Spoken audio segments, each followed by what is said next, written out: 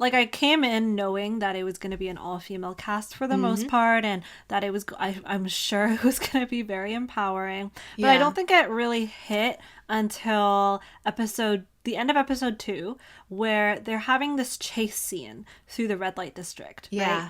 It's this idea of being in motion, and so they're literally running through urban Tokyo at night. There was something particularly freeing about that and emotional about seeing that, because I think Mm-hmm. that it was at that moment that I realized that I always see these kinds of scenes with young boys, right? And so it was just so refreshing to see such a Yeah. story being told from the perspective of 4 high school girls. Mm-hmm. And even though the main cast is comprised of all girls, at no point ever does it feel Yeah. like any of the 4 main girls are being used in some way to forward a particular narrative agenda. It's just so clearly a story and a case study about these 4 girls, their lives, Mm-hmm. and what they go through, which is so, you see that so often for young boys in shonen anime Yeah. sometimes. It's necessary to have stories that are explicitly about female empowerment. Like, we need those kinds of stories. I think there is a place for them. You see a lot in media. Like, the expectation is like, okay, if you always have to have some kind of message. And I like that the show doesn't necessarily focus on Mm-hmm. having any kind of message related to being a girl and like the struggles of it. It Mm-hmm. really isn't about that at Yeah. all. And I think there's a really funny scene that happens. I can't remember. It's in the start of the show where they want to go to the information session. I think it's the same episode, Mm-hmm. episode 2. They want to go to the Antarctica like info session, but they can't because like they're too young to go, like they're not initially Right. allowed to. And so they have this like funny scene where they're like, okay, someone goes seduce one of the Yeah. male expeditioners. And I like that That the scene is like treated as like a joke. comedy. It's Yeah. treated as a complete joke. Like it is undeniably part of like be like the way that the female experience is portrayed in media a lot, but they're making light of it, and I thought that was Mm-hmm. really really nice. Mm-hmm. It reminds me of why I love Little Women, the book and also Mm-hmm. the movie. So Mm-hmm. if nobody's ever seen the latest adaptation by Greta Gerwig, it is one of my favorite movies right now.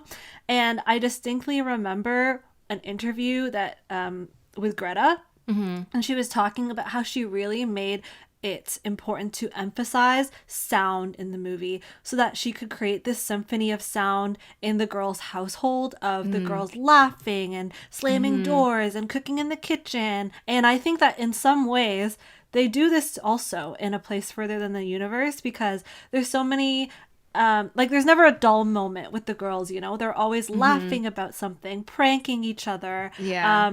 being scared over something, and it's always in this like high-pitched giggly voice, you know.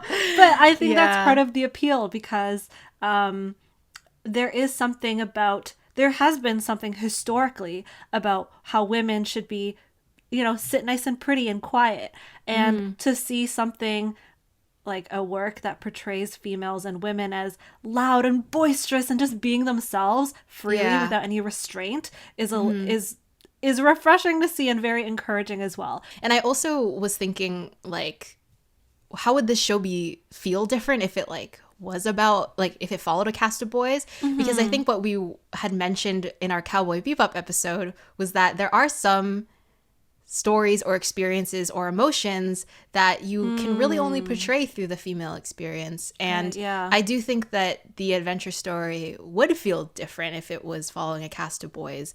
Mm-hmm. And I think sometimes when people think about like, oh, like what makes a good story is like, oh, it doesn't matter like if it follows boys or girls or whatever ethnicity or, you know, whatever. But I Mm-hmm. do think that it does matter a little bit. Like, Yeah. growing up like thinking that seeing that most of the popular anime out there or most of the anime that was being made was catered towards that shonen little boy audience, it does kind of like, even though I can enjoy it, it's hard to sometimes fully connect because you're always like, oh, this is a good character for a show, or a good female character for a shonen, you know? Yeah. And so it's nice to just kind of watch a show and be like, this is just great. It's just nice female character writing, you know? And Yeah. and girls aren't being regulated to whatever archetype. I agree. And it's one thing to say that everybody is equal, but it's a different thing to say that everybody's the same. And I think it's potentially harmful when we do treat everybody the same. Every community has different experiences. Exactly. And we can't pretend that they don't, you know? There's an interesting lack of male characters as a whole in the show. But it's not feels like intentional, though. Yeah, definitely intentional. And it's not like, oh, there's like no men in the show or whatever. Yeah, it's more yeah. just like they're there, but similar to how female characters get treated in other shows, they're just in the background. They don't really play any particular role, and it's not like they're absent from the story, but the story's not focused on them, which I just appreciated. I think one of my critiques, though, is that it doesn't seem really realistic. And I say that because, like, how do they go to Antarctica with so little obstacles? And also, like, it's based on the present reality. Expeditions like that are usually manned by more men. Like, you don't typically see that much women leadership and empowerment on the crew of scientific expeditions, which is the present reality, unfortunately. I'm not going to use it to bash the show, though, because I don't think that's the reality is not what the show is trying to encapsulate. Definitely not. No. But yeah, it was a little bit of, oh, so that was so easy for you, eh? Interesting. I could never.